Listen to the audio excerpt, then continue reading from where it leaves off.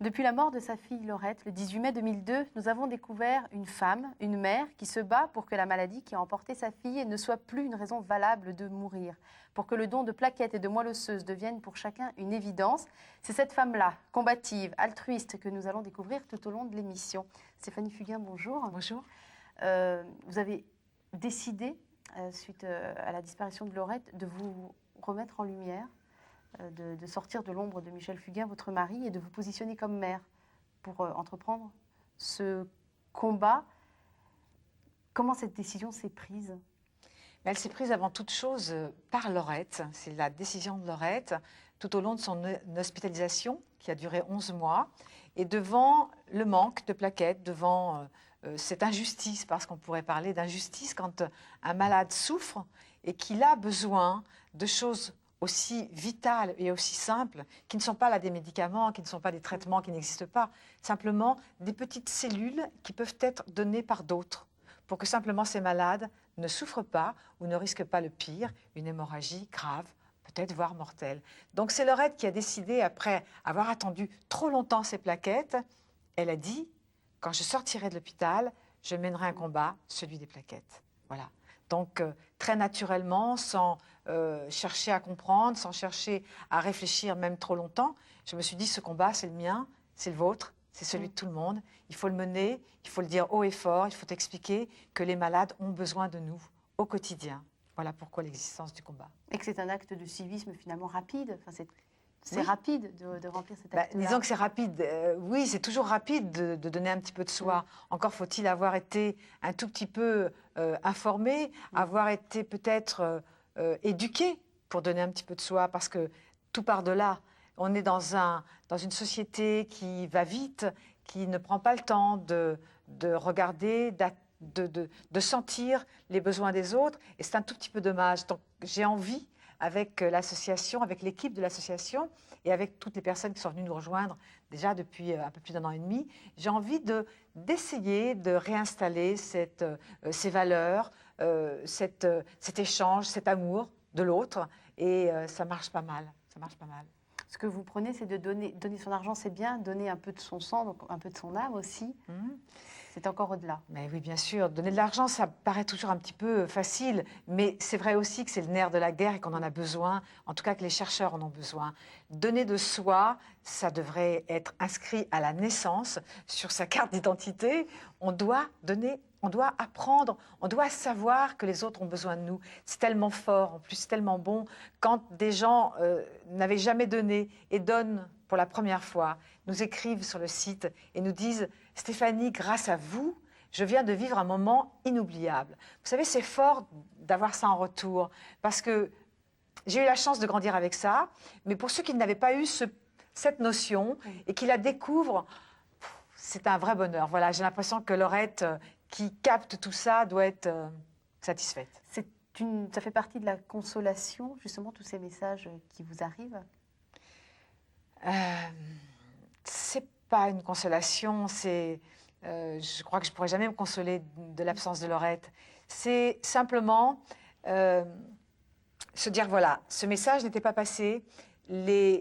À chaque fois, chaque jour, quand il y a un plus, quand les chiffres grossissent, quand les messages abondent et vont dans le sens de notre travail, je me dis, ces petits-enfants qui sont dans les bulles, ces petits, ces moyens ou ces grands, comme je le dis toujours, eh bien, ils sont en train de recevoir des plaquettes et c'est grâce au combat de Laurette. Voilà ce que je me dis.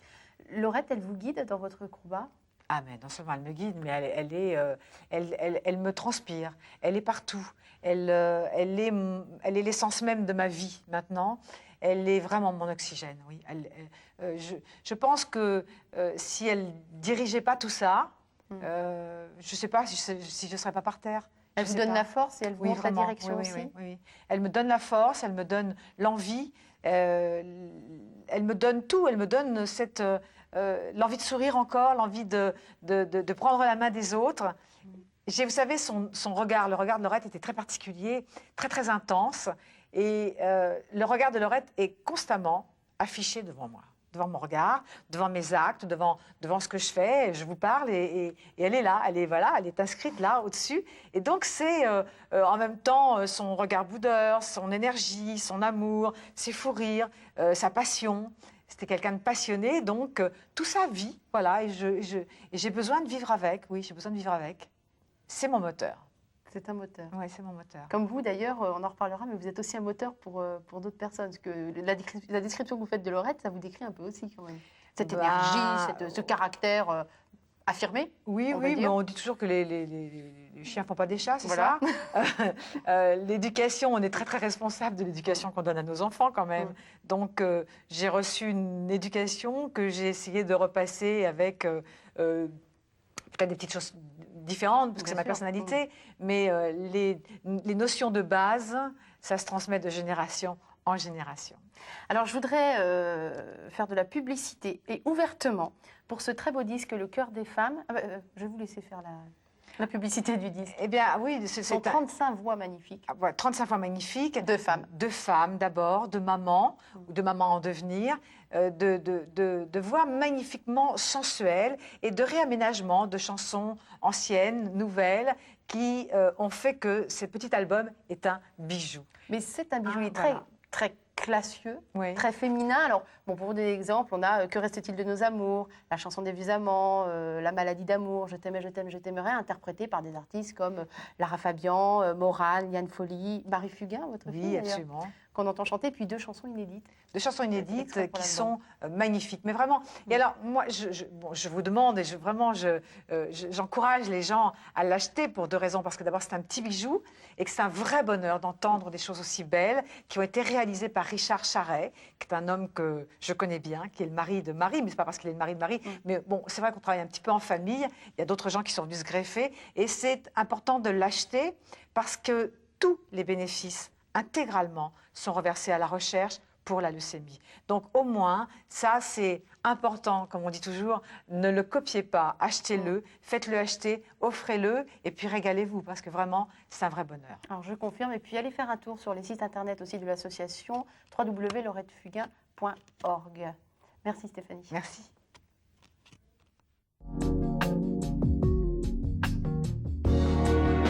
Elle est bien sûr l'épouse de Michel Fugain. Elle est bien sûr la maman de Laurette, de Marie et d'Alexis aussi. Mais elle est aussi une artiste à part entière, une danseuse, une comédienne, une femme de tête qui s'occupe des spectacles de son mari de chanteur avec un sens de l'organisation et de la précision assez redoutable. C'est vrai qu'on vous a connu, on va dire une première fois, Stéphanie Fugain, avec le Big Bazar, mais bien avant le Big Bazar, allons bien avant. Vous aviez d'abord une passion pour la danse. Oui, tout à fait. C'est venu comme ça. Oui, absolument. Oui, j'ai toujours aimé danser. La danse, la mode aussi. La danse, la mode. Lorsque j'étais plus jeune, dans une famille dans laquelle il n'y avait absolument pas d'artistes et de connotations show business, moi, je voulais être tragédienne. Mais je n'avais même pas vu à la télévision, parce qu'on n'avait pas de télévision chez moi. Donc, je voulais être tragédienne. Je trouvais que ça devait bien correspondre à ma nature. Alors que finalement, j'ai découvert plus tard que j'étais plutôt un pitre. J'étais quelqu'un de drôle, donc je ne pouvais pas être tragédienne. En revanche, j'ai toujours eu envie de danser. J'ai toujours envie du mouvement.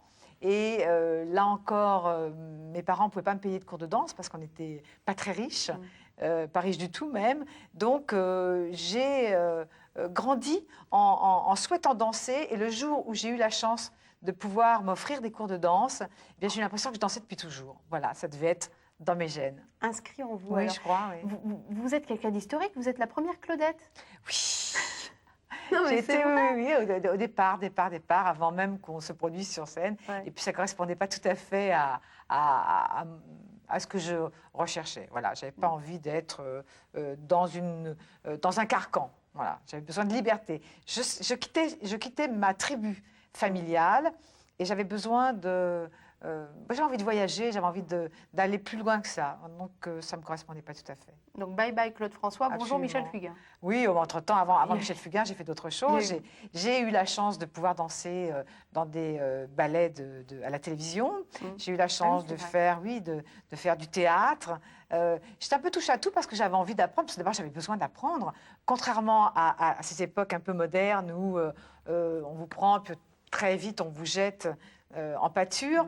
À l'époque, on avait le temps d'apprendre, on avait le temps de faire des rencontres. Et il y avait, à l'époque, c'était très très loin, et on avait le choix, on avait la possibilité d'aller dans les studios de cinéma, Boulogne-Billancourt, les Buttes-Chaumont, où là, on faisait des rencontres, on allait voir les chefs de casting qui se trouvaient sur place. Chaque fois qu'un film se montait, les gens, toute l'équipe était sur place, au studio où ça allait se passer. Donc, on avait l'opportunité de rencontrer les gens. C'était plus perméable, ce milieu-là. Ah bah oui, oui, oui, bien sûr. C'est comme ça que vous avez joué avec Alain Delon dans Absolument, absolument. Je l'ai rencontré un jour comme ça, au détour d'un studio. Et puis je l'ai retrouvé à l'occasion d'un tournage. Il s'est arrangé pour que je puisse être sur le casting. C'était un métier de rencontre, oui. Mais il fallait apprendre aussi. Donc je suivais des cours et de comédie et de danse. Parce que j'aimais tout, en fait. J'aimais tout. Puis c'est plus tard qu'après, on découvre qu'on est peut-être davantage faite pour telle ou telle chose. Oui. Et là, la rencontre alors avec Michel, avec le Big Bazar, au départ, il vous a recruté comme danseuse, en fait. Absolument, voilà. Comme tous ceux qui sont venus passer l'audition, et Dieu sait que nous étions très, très nombreux. Eh bien là, j'avais décidé de quitter la France. Je faisais aussi beaucoup de photos de mode, et j'avais été d'ailleurs une des premières à faire des défilés dansés, à participer à des défilés dansants parce que je bougeais toujours. Oui. J'avais décidé que je partais à l'étranger parce que ça devait être sûrement mieux à l'étranger, évidemment. Quand on ne connaît pas, c'est forcément mieux ailleurs que chez soi. Et je partais avec un copain. Donc on avait décidé de tout vendre, parce qu'on n'avait pas grand-chose d'ailleurs, et de partir. On s'était acheté une espèce de camion tout-terrain pour partir. Et l'ami avec qui je travaillais dans un studio, qui s'appelle Sylvain Cano, m'a dit un jour, écoute, il y a un chanteur qui cherche des jeunes gens pour faire une comédie musicale, voilà, c'est Michel Fugain, etc. Ça se passe à l'Olympia. Et je me suis dit, mais c'est qui ça, Michel Fugain, qui lui existait déjà, hein, contrairement à moi. Et je lui ai dit, non, je ne veux pas aller là. Et puis il a pris le rendez-vous, le jour, l'heure, etc. Et finalement, j'y suis allée et je ne suis jamais repartie. Ça, certaines décisions se prennent très rapidement comme et orientent le cours d'une vie. Comme quoi, hein, il ne faut pas du tout faire de longs... imaginer qu'on pourrait... Non, voilà. Des fois, ça arrive au moment où on ne s'y attend pas. Mais en même temps, j'ai passé l'audition, mais je n'ai pas été retenue tout de suite parce qu'il y avait un chorégraphe qui s'appelait Amadeo à l'époque et qui m'avait posé deux questions stupides. Donc, je lui ai répondu 2 réponses stupides. Et il n'a pas trouvé ça drôle. Il m'a demandé « out ». Et Michel est allé me rechercher. Il a envoyé 2, 3 garçons derrière en disant, il faut lui dire que c'est une erreur, on ne la jette pas. Celle-ci, on ne la jette pas. Et je suis remontée un peu vexée quand même. Hein. Et puis là, je ne suis plus jamais redescendue. Enfin, avec lui en tout cas. Vous êtes rentrée dans le spectacle et dans le spectacle de sa vie aussi. Oui, absolument. Tout à la fois.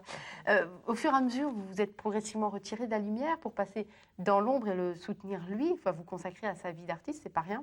Oui. De gérer ses spectacles, de s'occuper de lui, quoi. Ça a été un renoncement? Non, pas du tout. Alors, moi, je ne renonce jamais. Je ne renonce jamais. C'est pas un renoncement, c'est simplement, j'ai réalisé assez vite que j'avais des priorités dans la vie. Et ma priorité, c'était ma cellule familiale. Quand on est 2 dans une même famille, à être, parce qu'il y a eu le Big Bazar, après, chacun travaillait aussi dans son coin, je ne pouvais pas me retrouver au bout du monde pendant que mes enfants étaient à Paris, pendant que Michel était peut-être dans un autre bout du monde. C'est impossible pour une famille, pour une cellule. Or, à partir du moment où j'ai décidé de faire des enfants, d'abord Marie, qui était la première, donc Marie a suivi. Marie s'est retrouvée dans le Big Bazar, c'était l'enfant de la troupe, l'enfant de la balle, et elle nous a suivis très très longtemps en tournée, elle a fait le tour du monde. Et puis ensuite, donc avec un c'est possible, mais quand l'enfant commence l'école, c'est difficile, on ne peut pas le désorganiser. Ensuite, Laurette est arrivée, et là c'est pareil, avec 2 enfants, c'est pas possible. Donc j'ai souhaité donner la priorité à ma cellule familiale, et par là même, eh bien, être autour de Michel, autour de ce qui se passait. Et je ne le regrette vraiment pas une seconde. Et ce n'est pas pour autant que j'ai arrêté de faire ce que je souhaitais faire, parce que mes passions sont multiples. J'ai toujours aimé faire de la photo, faire danser, monter des spectacles, et je l'ai toujours fait. Je ne me suis simplement pas mise en avant, mais... Qu'est-ce que ça veut dire en avant? Mais pas en retrait non plus. Quoi. Non, jamais. Non. Je ne suis pas une femme de retrait. Je me pas une femme... Pour moi aussi, c'est pareil. L'ombre, la lumière, ça ne veut pas dire grand-chose. C'est faire ce que l'on aime, avec des gens qu'on aime, et au moment où on a envie de le faire. Dans la famille, ils étaient 9. Les parents, Paulette et Jean, ont eu la joie d'élever 7 enfants. Michel, Gérard, Jackie, Stéphanie, Alain, Evelyne et Joss. Celle qui nous intéresse aujourd'hui, c'est Stéphanie. Et plus précisément, la petite Stéphanie, la petite fille que vous étiez, Stéphanie Fugain. Famille nombreuse, famille heureuse? Ah oui, famille très heureuse, oui. Oui, parce que finalement, je réalise avec le recul que moins on a de choses quand on est enfant, et plus on s'en passe, et plus on vit des moments privilégiés de rencontres, de bonheur, de jeux, de choses simples, de choses simples. Voilà, nous avons vécu simplement, mais avec une dose d'amour.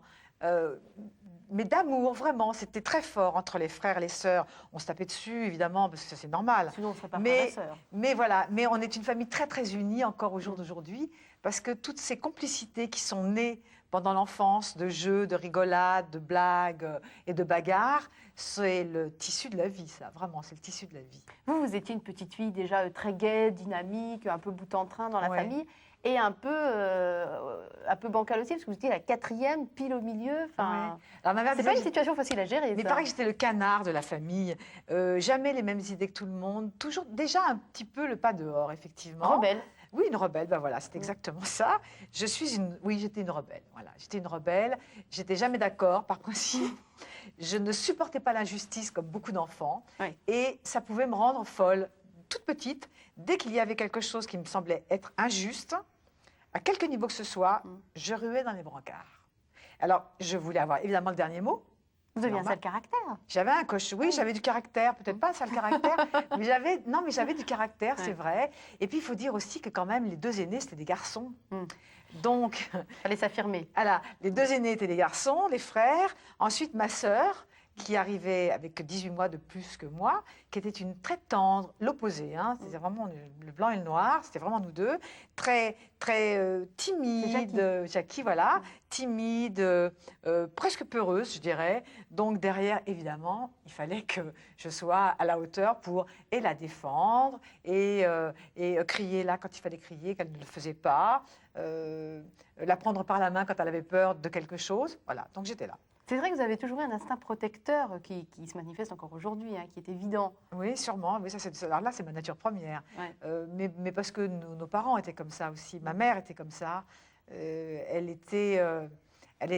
Ma mère, c'était vraiment la maman poule avec ses La petits. mamma. La mamma, exactement. Avec tous ces petits, c'est-à-dire qu'il n'y en a même pas un qui pouvait faire un pas plus loin sans qu'on dise tu es où, qu'est-ce qui se passe? Trop protectrice, mais en même temps, dans une famille nombreuse comme ça, chacun est livré à lui-même très tôt. Donc c'est assez intéressant parce que vous vous remplissez de force, tout en sachant que quand même, essayer de dire à votre maman, bon ben j'ai peut-être l'âge d'aller habiter toute seule, ça c'était pas possible, il fallait être dans la couvée. Voilà, chacun avait sa place dans la couvée et puis chacun grandissait dans la couvée. On devait faire son petit trou. C'est très riche, c'était très intéressant. Et avec un papa qui était quand même très présent, qui avait une autorité douce, on va dire, une autorité nécessaire, mais tendre. Ah oui, papa, c'était le tendre. Moi, j'étais très proche de mon père.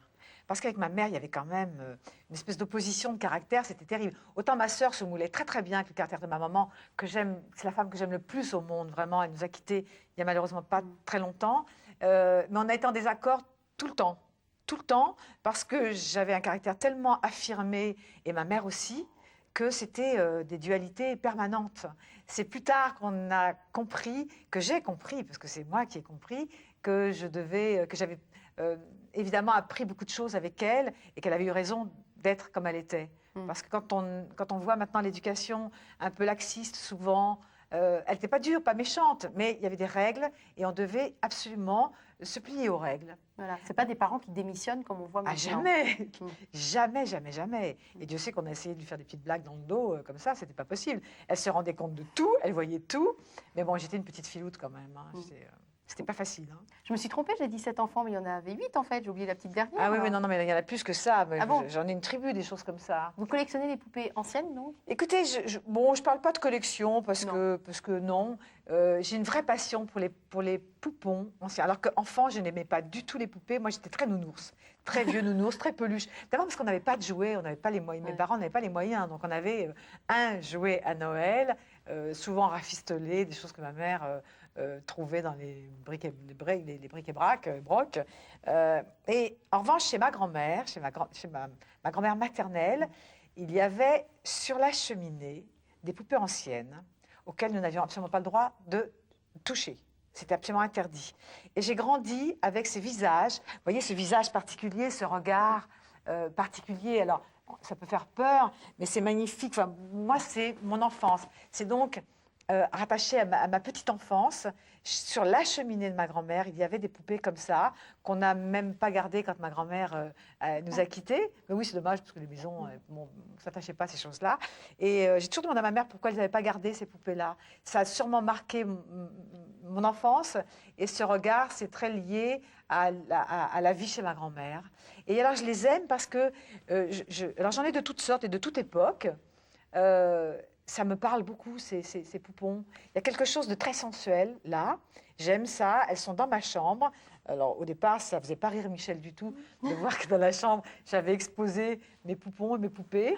Ça faisait un peu fille, quoi. Oui, bah oui, mais enfin, ils respectent tout ça. Oui. Voilà, j'ai besoin, c'est une partie de ma vie. Cette partie de ma vie, c'est important. Oui, mais elle est très jolie. Comment elle s'appelle, celle-là? Elle s'appelle Alexia, c'est mon fils qui l'a baptisée. Alexia, de Et votre ça, c'est un fils. cadeau de ma sœur, justement, et de ma maman. D'accord. Voilà. Et cette éducation que vous avez reçue, vous avez essayé de la transmettre aussi, de la reproduire chez vous avec vos 3 enfants? Oui, absolument. Ouais. Ben oui, parce que quand on a eu des valeurs enfants, on ne les jette pas. On s'aperçoit en grandissant et en avançant dans le temps qu'elles sont importantes, ces valeurs. Donc, j'ai eu la chance de grandir dans une famille de pauvres, de gens modestes, et mes filles ont eu la chance de grandir dans un univers plus gâté, avec des moyens, une belle maison, des voyages, des choses privilégiées que nous n'avions pas, nous, enfants. Donc, il fallait absolument qu'il y ait cet équilibre. Je ne pouvais pas donner une éducation autre que celle que j'avais reçue. Et par chance, mes parents sont venus nous rejoindre à la campagne, là où nous habitons, dans la vallée de Chevreuse, sont venus nous rejoindre et ont pu redonner également cette éducation à mes filles. Donc, elles ont grandi avec l'éducation que je leur donnais, plus les vraies valeurs de mes parents qui étaient là au quotidien. Ses parents ont tenu à ce que les 7 enfants soient baptisés, aient un enseignement religieux et fassent leur communion. À la maison, l'éducation religieuse passait surtout par la transmission des valeurs dites chrétiennes, par un art de vivre aussi et de respecter les autres. C'était ça? Oui, tout à fait. Absolument. On est d'accord. Oui. En fait, votre maman avait la foi, était catholique. Oui. Alors, votre papa, c'est un grec de l'Aveyron et votre grand-père est turc. Oui, absolument. C'est un peu compliqué, hein. C'est compliqué. Mais ça a fait quelques enfants assez beaux. Non, alors en fait, mon père n'avait surtout pas l'intention de décevoir sa femme, et lui n'était pas du tout catholique. Il était orthodoxe? Il était orthodoxe, voilà. Il est né en France, conçu en Grèce, et sa maman est venue travailler en France, en fait. Donc, ma grand-mère était grecque, mon grand-père était turc. Lui était resté en Turquie. Ma grand-mère est venue donc mettre mon papa au monde dans l'Aveyron. Voilà, il a grandi là, il est né là, et très rapidement, il s'est retrouvé à garder, comme il dit, des chèvres dans la montagne. D'accord. Voilà. Et donc, vous avez été élevés, vous et vos frères et sœurs, finalement dans la religion catholique, au Oui, final. absolument, tout à fait. Voilà. On avait une très très belle église, d'ailleurs, dans le 13e arrondissement. Nous allions au catéchisme, ça s'appelait.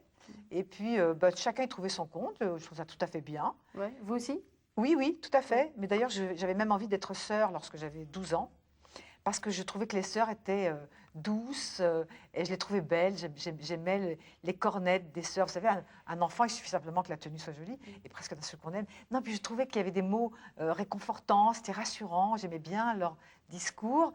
Je trouvais jolies toutes ces histoires de Dieu parce que c'était toujours pour faire du bien, c'était toujours enrobé de très belles choses. Et puis chemin faisant, en grandissant, j'ai trouvé que la vie ne ressemblait pas tout à fait à ce qu'on m'avait inculqué auprès des sœurs. Et puis, comme j'étais une rebelle, Oui. il fallait bien que je sois rebelle jusqu'au bout. Donc, j'ai décidé que je ne croirais plus en Dieu. Voilà. Mais que j'allais continuer à croire en l'homme, que je continuais à croire en l'amour des autres, en la richesse. Et puis, ça m'allait très, très bien. On peut décider, ça, de ne plus croire en Dieu? Ça Bah peut oui. se décréter? Ben oui, Oui. c'est moi qui décide. Hein. Donc, oui, oui, bien sûr que c'est possible. Mais vous savez, quand on est enfant, on ne se pose pas de questions. On est géré par l'éducation qu'on nous donne. De la même façon que nous avons donné à nos enfants, puisque Michel n'est pas catholique, le choix. On a décrété qu'ils auraient le droit de choisir quelle serait leur religion, vers laquelle ils iraient. Donc, on leur a expliqué ce qui existait et chacune a fait son choix. Donc Marie, l'aînée, a voulu faire du catéchisme. Ensuite, Laurette également. Marie a arrêté en cours de route. Laurette a continué. Elle a souhaité être baptisée, faire sa communion en même temps. Et puis Alexis, qui a 11 ans, on lui donne ce même choix, c'est lui qui décidera. Voilà. Et comme nos enfants vivent avec des enfants catholiques, pas catholiques, ils sont un peu influencés, pas influencés, c'est un choix. On leur donne, nous, le sens des valeurs. C'est important, c'est vraiment important. Le respect, l'amour de l'autre, le civisme. Et ensuite, c'est lui qui décide. Je trouve que c'est bien que l'enfant choisisse. Mais il y a deux choses différentes entre la religion, qui est une forme, et puis la foi qui n'est donnée par personne, qui est donnée par Dieu. C'est quand même deux choses très différentes. Oui, mais on est quand même à même de choisir quand on devient adulte. Bien sûr que je crois que, le problème dans l'enseignement maintenant, catholique, pour les enfants, et c'est ce qui s'est passé avec Laurette et avec Marie. Pendant le début, jusqu'à, je crois, 12-13 ans, l'enseignement était fait de telle façon qu'elles étaient réellement engagées, que cette foi leur donnait un chemin, un sens à leur vie. Et puis, ensuite, ça a été un petit peu traité d'une autre façon, disons. Et puis, je crois aussi que l'exemple de la vie, du quotidien, nous ramène... Par exemple, moi, je sais que j'étais toujours choquée par la douleur de la vie. Par exemple, quand j'avais 12-13 ans, il y avait la guerre en Algérie, un de mes frères était à l'armée, on avait des très très mauvaises nouvelles, et moi j'étais révoltée. Je me disais, mais enfin, si Dieu existe, il doit faire en sorte que mon frère, il lui arrive jamais rien. Vous voyez, tout ça c'est terrible dans la tête d'un enfant. Donc, il y a un moment, je me suis dit, bon, bah, Dieu n'existe pas. C'est pas possible que Dieu fasse ça ou ça ou ça. Il n'empêche que la foi, vous la gardez aussi. C'est-à-dire que vous croyez, moi je veux croire en l'homme, je veux croire en la science, je veux croire à des choses qui sont plus proches de moi, sûrement. Et est-ce que les 11 mois que vous avez passés auprès de Laurette quand elle était malade, est-ce que ces 11 mois-là, qui ont été 11 mois de silence aussi pour vous, ça a changé quelque chose? Ça a changé un peu votre vision des choses ou pas? Pas du tout. Pas du tout. Pas du tout. J'ai cru jusqu'au bout, nous avons cru jusqu'au bout. Je croyais en Laurette, je pensais qu'elle allait se battre jusqu'au bout. Je croyais à ce moment-là que les traitements allaient faire de l'effet, mais à aucun moment je me suis dit Dieu va intervenir et il va se passer quelque chose. En revanche, j'aime profondément être dans un lieu de prière. J'adore les églises, vraiment, et chaque fois que je me promène, j'aime aller me balader dans les églises parce qu'il y a une sensation de paix, de chaleur. Voilà, tout ça, j'aime. Peut-être aussi parce que l'homme et la femme qui circulent amènent tout ça. Comment vous l'envisagez, vous qui l'avez connu de manière tellement douloureuse? Pour vous, il se passe quoi après la mort? Alors là, évidemment, on est tenté d'y penser. Moi, j'ai vécu quelque chose de très troublant au départ de Laurette. Et encore une fois, je n'ai jamais accepté l'idée, imaginé que Laurette puisse nous quitter. Et il s'est passé quelque chose de très troublant les derniers moments où on l'a un peu plongée dans le coma parce qu'elle avait fait des crises assez difficiles. Et j'étais très proche, vraiment en osmose avec Laurette. J'avais mes mains posées sur son corps. Et il y a eu des choses très étranges qui sont passées entre son corps et mes mains. Très étrange, vraiment, une espèce de sensation d'envol, de mains qui ne tenaient pas en place, de petits mouvements très sensibles, mais je ne savais pas ce que c'était non plus, je ne savais pas. Et en définitive, bon, je passe ces détails qui sont très personnels. Et après, quand Laurette nous a quittés, je me suis dit, c'est extraordinaire ce que j'ai vécu, Laurette m'a dit qu'elle partait. Voilà, sous mes mains, j'ai senti que Laurette partait. Mais je ne savais pas qu'elle partait, je ne savais pas que ça voulait dire ça. Donc, pour moi, Laurette, comme je l'ai dit tout à l'heure, elle est partout, elle est avec moi. J'ai expliqué à mon fils, parce qu'il faut expliquer après à son enfant. Il avait 9 ans. Oui, qui je ne voulais pas dire elle est morte, parce que ma fille ne sera jamais morte. Je lui ai dit, voilà, l'enveloppe de Laurette était très fatiguée, très usée, il avait eu le temps de s'en apercevoir, et je lui dis, en revanche, tout son amour, toute sa chaleur, tout ce qu'on aime de Laurette, c'est là. Maintenant, ça va nous envelopper, c'est partout. Vous voyez, donc, moi, je parle simplement de Dieu qui n'existe pas. Le reste, je vis avec, et je respecte vraiment tout ce que les gens peuvent vivre, penser, parce que je me dis que se faire du bien, c'est important. Donc moi, Laurette, elle est partout, elle n'est pas morte. Je ne supporte pas ce mot. Il existe, il est là, mais moi, je n'ai pas envie de l'utiliser. Elle est partout. Elle est ma vie, elle est mon oxygène, elle est mes sensations, elle est... j'ai besoin de toucher ses affaires, j'ai besoin d'embrasser ses photos, j'ai besoin d'avoir mes yeux dans ses yeux sur les photos. Et voilà, c'est ma vie, c'est ma vie. Ça me fait du bien à moi. Et je ne veux pas savoir ce que les autres en pensent. C'est ma façon à moi de vivre avec ma fille, maintenant. Laurette qui aura bien compris qu'on lui dédiait cette émission. Ah Merci oui, bien Stéphanie.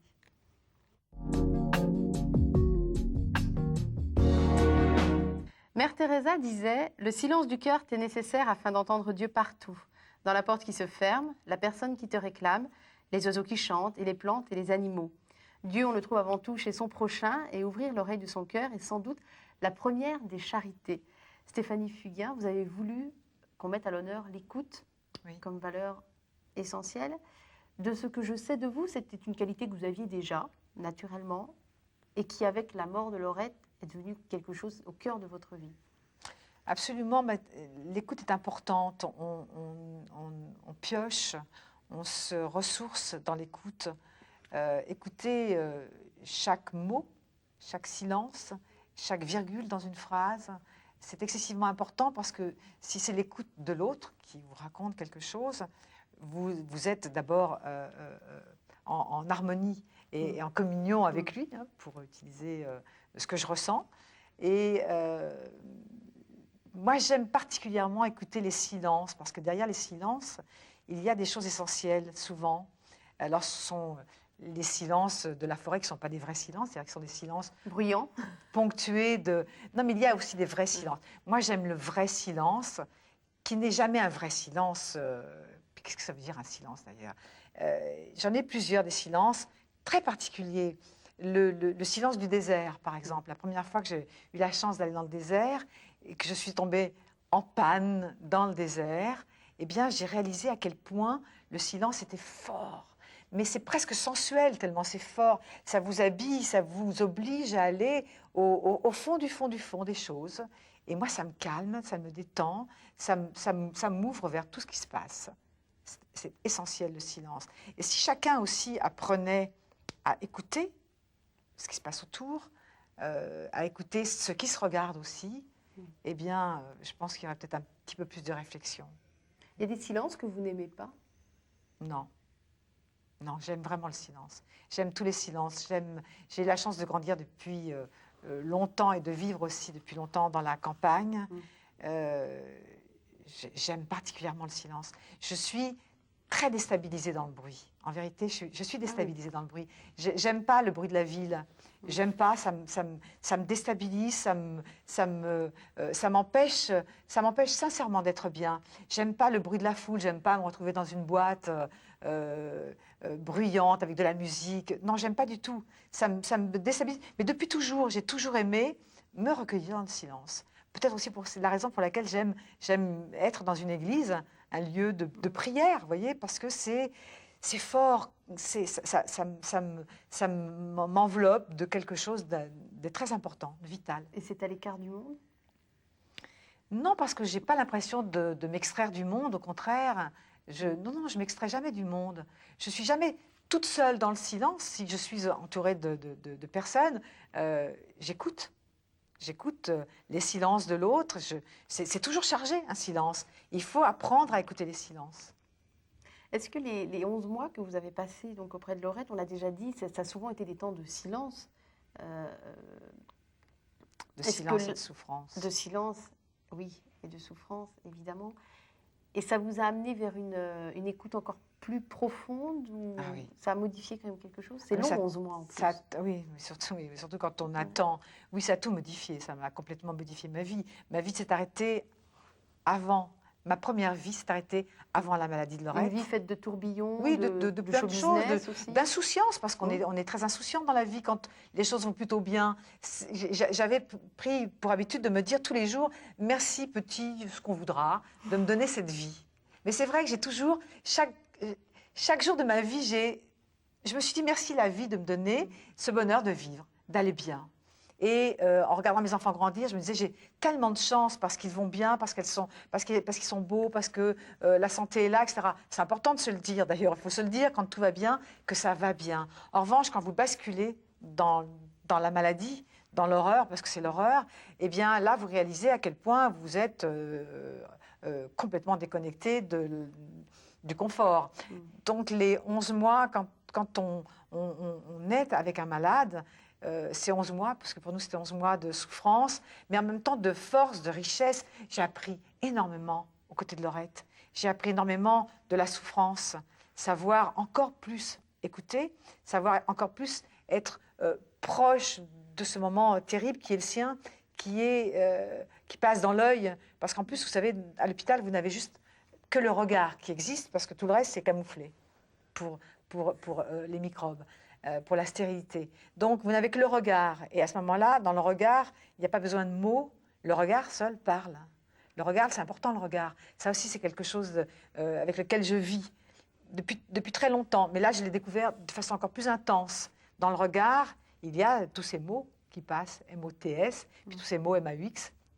Donc, on s'installe encore plus dans le silence, on s'installe encore plus dans la profondeur et dans l'essentiel. Ça creuse quelque chose. Oui, absolument. Et cette nouvelle vie, maintenant, je la vis avec cette charge-là, celle que j'ai découverte auprès de Lorette. Alors, je vous ai demandé de partager avec nous un petit moment de lecture. Et vous êtes arrivé avec un petit livre rose, un peu rigolo. Oui, qui s'appelle « La vie en rose, mode d'emploi ». Voilà, et c'est un livre qui regroupe plein de petites maximes, soit de gens connus, soit des petites phrases comme ça. Oui. Vous en avez sélectionné quelques-unes pour nous qui reflètent en fait les autres valeurs aussi. Probablement ce que je devrais être, comme par hasard. Alors petite sélection. Alors, bon, voilà, la première, j'ouvre la première. J'ai fait des petites marques quand même. Dites plus souvent « je t'aime » et « tu m'as manqué ». Dites-le souvent. Les gens n'osent pas dire qu'ils aiment. Moi, je passe ma vie à dire « je t'aime » aux gens, mais je l'ai toujours fait, ça. Et puis, j'ai souvent vu que ça déstabilisait les gens, souvent. Eh bien, moi, je dis encore plus fort « je t'aime » et « tu me manques ». Je le dirai jusqu'à la fin de ma vie. Quand je rencontre des gens fantastiques maintenant, que je rencontre depuis le départ de Lorette, des gens avec lesquels je travaille maintenant dans l'association, mais moi je leur dis je t'aime. Voilà, je l'écris tout le temps. Je fais des cœurs partout aussi, parce que c'est essentiel, essentiel. Alors une seconde, ne gagnez pas du temps, utilisez-le à fond. Voilà, utilisons notre temps à fond. Chaque seconde de notre temps doit être utilisée à fond. C'est essentiel aussi pour moi. Une autre petite, quand vous discutez avec vos proches, laissez-les gagner, choisissez d'être heureux plutôt que d'avoir raison, systématiquement. Bien vu. D'accord ? Bien vu. Donnez à vous-même avant de donner aux autres, vous aurez plus à donner. Et ça, je me souviens que ma maman nous disait toujours, donne avant de prendre. Et celle-ci, quand je l'ai ouverte, je me suis dit, ben voilà, ma maman, elle est là encore.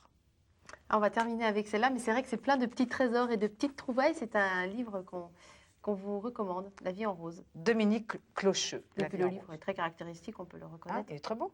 Il est très très beau. Je vous remercie beaucoup de nous avoir fait partager ces petites maximes pleines de bonheur et de bon sens. Merci. Stéphanie.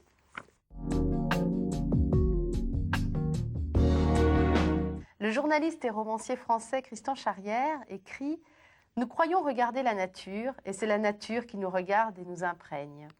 La nature comme un retour aux sources, un refuge, une antidote à l'angoisse, un repos pour l'âme, l'esprit et le corps, et ce depuis toute petite en ce qui vous concerne, Stéphanie Fugain. Parce que vous êtes parisienne, mais vos parents, tous les week-ends, vous emmenez à la campagne, vous et vos petits frères et sœurs. Parce que mes parents habitaient la campagne, et d'ailleurs tout près de l'endroit. Mes grands-parents dans la vallée de Chevreuse. Habitaient dans la vallée de Chevreuse, et tout près de l'endroit où je vis maintenant depuis près de 30 ans. Donc c'était presque... voilà, c'était pas un hasard, quoi. Je me suis retrouvée là où j'avais aimé grandir. Et la campagne, c'était notre lieu de vie. Et très, très vite, nous avions la chance d'avoir des grands-parents qui nous baladaient beaucoup dans la forêt. On allait chercher les fameux champignons, etc. Et je trouvais ça magique quand j'étais enfant. D'abord parce qu'on est petit, que la nature est grande quand on est enfant et qu'on a l'impression que jamais on n'atteindra le sommet des arbres. Alors, moi, j'aimais bien me raconter des histoires. Est-ce qu'un jour, je serai aussi grande que l'arbre qui est très, très grand? Est-ce que je sentirai comme la mousse qui sent très, très bon? Donc, ça a développé ce sens aigu des odeurs, des sensations. Parce que la forêt, pour moi, la campagne, c'est vraiment l'environnement extérieur quasiment le plus fort pour moi. Et c'est les odeurs, quand vous pensez à la campagne, c'est d'abord des odeurs qui vous Oui, c'est reviennent vraiment alors. des odeurs. Ce sont des odeurs, ce sont des bruits très caractéristiques. Vous savez, je cours beaucoup dans la forêt encore. Et j'adore parce que chaque époque de l'année est différente. Le son de bruit de mes pas est différent. Selon qu'il a plu, selon que c'est sec, selon que les feuilles viennent de tomber, qu'elles sont fraîches, qu'elles sont sèches. Et ça, j'y suis très sensible. Vous ne me verrez jamais courir avec un Walkman dans les oreilles, ça c'est impossible. Il faut que je puisse entendre les feuilles, les branches. Chaque fois que vous passez devant un arbre, il y a quelque chose qui se déclenche. Donc j'aime ces bruits-là. C'est tout le temps, c'est constant. Pendant 1 heure, 2 heures, 3 heures, vous courez ou vous asseyez simplement et il se passe quelque chose. Donc j'ai appris à vivre avec tous ces sons et ces odeurs. C'est extraordinaire, les odeurs d'une forêt. J'aime vraiment définitivement ça. C'est un moment de recueillement, oui, de recueillement, de plaisir, de jouissance de toute nature. Et j'ai appris même à mes enfants, tout petits, à les promener dans la forêt, à leur faire sentir la nature et à se rapprocher des sons. Les petits oiseaux de toutes sortes qui vous cuitent comme ça à votre passage, ils vous disent bonjour, quoi. La forêt, c'est ma vie. Oui. Et c'est un refuge aussi pour vous. Oui, c'est un Quand ça ne va refuge, pas, ouais. c'est balade. Oui, après le départ de Laurette, j'ai refait les chemins qu'elle faisait avec moi, parce qu'elle aimait aussi beaucoup, beaucoup. On les a un petit peu conditionnés.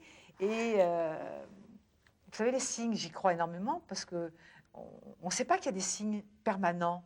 On ne le sait pas. Il y en a toujours, et puis on ne s'y arrête pas, tous ces signes-là. Mais quand on prend le temps de s'arrêter, il y a des signes qui vous parlent. Et un jour, Laurette m'avait quittée ça faisait une dizaine de jours, et je me promenais dans la forêt en me rappelant des moments précieux. Et je m'assieds sous un arbre. Je m'y asseyais très souvent avec Laurette, parce que c'est un très beau point de vue. Et là, je lève mon regard, et je m'aperçois que la forme de l'arbre, des branches, forme un cœur. Et moi, je suis une malade des petits cœurs. Vous savez, je fais des petits cœurs partout. C'est mon petit signe. C'est le symbole de l'association Laurette Oui, d'ailleurs, de ralliement. Et je vois ce cœur et je me suis dit, enfin, je m'y suis arrêtée souvent. Je n'avais jamais remarqué que le haut de cet arbre formait un cœur. Et j'étais tellement impressionnée que j'ai même pris mon petit téléphone pour dire à Michel, c'est extraordinaire, je suis assise sous un arbre et il y a un cœur devant moi. Voilà. Puis c'est tout. Et ce cœur, c'était pas par hasard, quoi. Il n'était pas là. Pourquoi je me suis assise justement sous cet arbre-là? Voilà. Donc, tous ces petits signes, j'y suis très attachée. Et dans la forêt, eh bien, vous avez toujours quelque chose comme ça, une petite biche qui traverse. Voilà, vous courez, il y a justement une biche qui traverse devant vous. Bon, moi, je me dis, c'est Laurette. Vous voyez, c'est pas grand-chose, mais ça me fait du bien, tout simplement. Alors, on va dire, les cucus, c'est cucu. Eh bien, c'est cucu, mais ça me fait du bien. Et si ça me fait du bien, c'est parfait pour moi. Alors, pour moi, c'est loin d'être cucu. Je vous rassure, au contraire, c'est d'une très belle simplicité. Et en parlant donc de la forêt et des arbres, nous sommes d'accord. Et vous avez choisi de nous lire un poème. Un autre petit poème. Issu d'un recueil de poèmes. Oui. Voilà. Édité par la Poste. C'est tous les ans. C'est tous les ans, un concours. Et je me suis arrêtée sur ce poème qui s'appelle « Je suis l'arbre », dit l'arbre. Et il a été écrit par Marion Delis-Sagaré.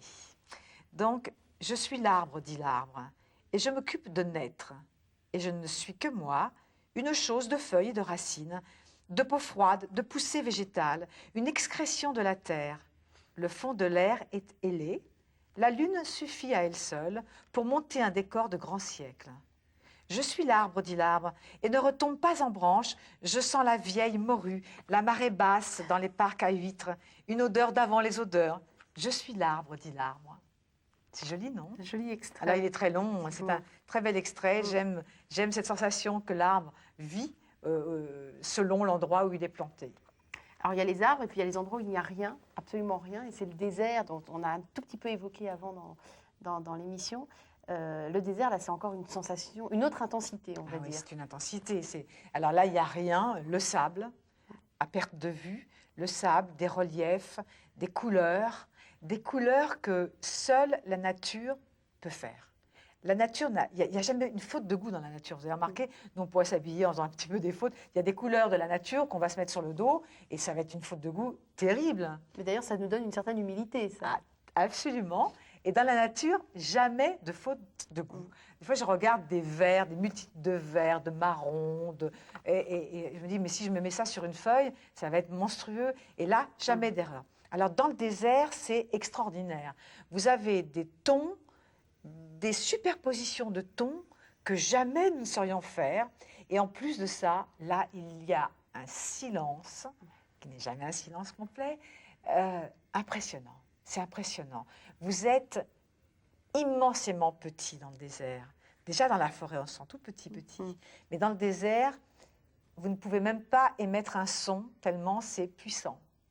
J'ai vécu des moments très, très intenses dans des tempêtes de sable, alors que je participais au Paris-Dakar en 86. On était tombé tout bêtement en panne, ça arrive assez fréquemment. Et donc, nous avons passé une nuit dans le désert en attendant qu'un camion vienne nous chercher. Et cette nuit-là, je ne l'oublierai jamais. Elle est aussi forte que la naissance de mes enfants, tellement elle était riche en émotions.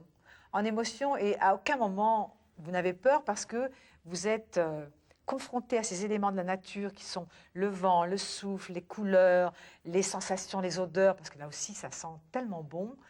Vous vous dites, OK, je me laisse porter, rien ne peut m'arriver. Rien ne peut m'arriver. Alors que tout pourrait vous arriver, Oui. que personne vous repêche, que vous finissiez comme les squelettes d'animaux dans le désert. Eh bien non, moi je me suis dit rien ne peut m'arriver parce que c'est tellement fort que je me suis laissée porter par ces sons et ces sensations. C'était très, très, très intense, je vous le reconseille. Ah oui, c'est un beau conseil à donner que de passer quelques jours dans le désert. Ça recentre. Ça vous recentre, Aussi. exactement. D'ailleurs, quand vous en sortez, quand vous rentrez dans la civilisation, d'abord vous avez du mal parce que là je venais de passer 3 semaines dans le désert quand même à courir en voiture et quand vous revenez vous êtes dépassé, c'est-à-dire que pendant 3 semaines les gens vous parlent, vous ne les entendez pas, vous ne les voyez pas, vous restez dans votre petit univers, vous y êtes bien et vous dites est-ce que je vais réussir à redevenir entre guillemets normal. De l'écrivain suisse-allemand Hermann Hesse. Tu ne sais rien de la sagesse tant que tu n'as pas fait l'épreuve des ténèbres qui te retranchent d'un chacun, sans recours et sans bruit.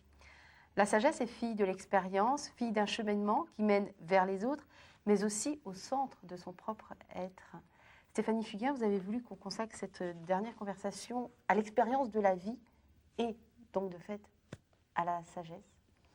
Oui, c'est important. Alors, je peux commencer à la palper, à la sentir, puisque cette épreuve m'amène à une autre réflexion, à un autre choix de vie, et puis l'observation aussi des anciens qui m'impressionne. Ce passage entre les deux, je dirais. Voilà. C'est-à-dire, j'arrive au milieu de ma vie, dans le temps, hein, on pourra dire ça. Et puis, il y a d'un côté ceux qui y arrivent, et puis de l'autre côté, ceux qui passent de l'autre côté. Et cette sagesse, je commence à la percevoir parce qu'on prend davantage le temps, encore une fois, d'écouter les autres, d'observer, de se dire que ce après quoi on court, est-ce que c'est intelligent, est-ce que ça sert à quelque chose, ce que l'ancien a marqué dans son visage, dans ses rides, dans son parler, dans le temps qu'il prend maintenant à regarder, passer les choses. Ce temps-là, je l'aime. J'aime ce que cet ancien a observé. J'aime ce que j'ai appris de l'autre. J'aime ce que j'ai appris du temps. Et j'aime aussi ce que j'ai appris de la souffrance, parce que ça m'apprend à l'humilité, ça c'est sûr. Ça m'apprend à aborder les choses différemment, à regarder encore différemment les gens qui viennent à nous. Et avoir la juste mesure des choses aussi. Tout à fait, bien sûr. Et de savoir que maintenant, je vais à l'essentiel. C'est-à-dire que je ne m'encombre pas. Alors déjà avant, je ne m'encombrais pas trop de futilité. Ouais, j'essayais parce qu'on est quand même toujours un petit peu marqué par notre conditionnement. Et là, réellement, sincèrement, je ne m'encombre pas du tout, ni de ce que peuvent penser les autres, ni de ce que j'aurais peut-être perdu en ne regardant pas quelque chose qui me semble être futile. En revanche, je vais m'atteler encore plus au regard d'un enfant, au dire d'un ancien, à son expérience. Le rapport que j'ai maintenant avec mon père, qui a 83 ans et qui vit seul maintenant, sans ma maman, je le regarde avec encore une émotion différente. D'abord parce qu'il est mon papa, que j'aime, le premier homme de ma vie, mais parce que ressurgissent chez lui maintenant, avec cette souffrance d'avoir perdu sa moitié, parce que c'était vraiment sa moitié, des petites fêlures, des choses que je ne connaissais pas de mon père, parce que j'avais peut-être pas l'âge de les voir. Et quand je le regarde, quand je passe du temps avec lui, je me dis, mais c'est un être extraordinaire, encore plus extraordinaire que ce que j'avais senti C'est avant. l'adulte qui parle, là. Oui, c'est l'adulte maintenant. Et j'ai envie de... J'aime cet âge. J'aime l'âge dans lequel je vis maintenant. J'aime cette expérience de vie. Et je sais que j'espère en avoir encore le droit de l'utiliser pendant encore de longues années, parce que j'ai mes petits-enfants à voir grandir et mes enfants. Et j'espère que tout ça, je vais pouvoir l'utiliser à bon escient. Dire encore plus aux gens que je les aime, leur dire encore plus ce vers quoi ils doivent aller. Mais vous savez, je pense qu'on n'est pas là pour donner des leçons aux gens. J'espère juste que mon expérience, celle que je passe avec un sourire, avec une main tendue vers mon petit-fils qui vient maintenant, vers ce regard de complicité avec ma fille et mon fils, j'espère juste que ça passe par ça, par ce qu'il en émane, l'amour. Voilà. Et c'est ça la sagesse, savoir observer, donner, prendre tout doucement, et puis avancer avec. Et est-ce que la sagesse, vous qui étiez une rebelle depuis votre plus tendre enfance, est-ce que la sagesse, c'est finalement accepter les choses ou continuer de se rebeller?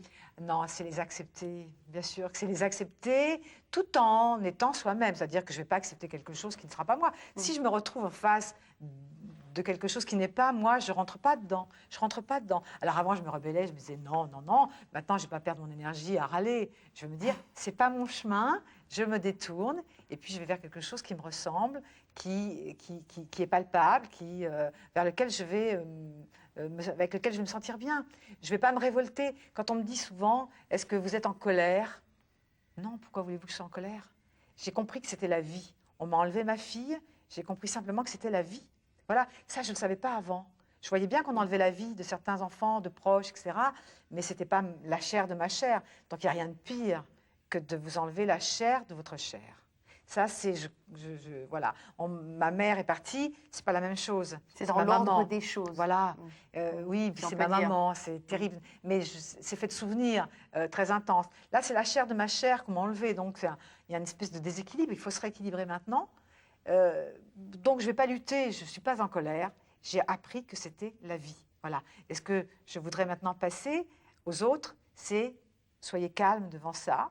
On se reconstruit avec calme, avec amour, on avance et puis on profite simplement du regard de l'ancien et de ses expériences pour se dire c'est comme ça qu'on va faire. Stéphanie, c'est une belle leçon de vie, effectivement, que vous nous avez donnée en toute simplicité, sans prétention aucune, et très, très touchant. Enfin, moi, je suis très touchée que vous soyez venue dans l'émission. Merci. Merci de m'avoir donné cette opportunité. Voilà, découvrir un peu qui était également la maman de Laurette. Je vous remercie. Je rappelle que l'émission est dédiée à Laurette, qu'on peut aller se renseigner sur le site internet de l'association laurettefugain.org. Et puis, on souhaite que cette association qui pour l'instant est basée à Paris, fasse plein de petits en région. Aussi. Et qu'on rappelle aux autres qu'il faut donner de soi pour donner aux autres, pour que les autres aient la chance de pouvoir se battre contre cette vilaine maladie. Contre la leucémie. Merci beaucoup Stéphanie Fugain. Merci. Bonne continuation à vous. Au revoir. Au revoir.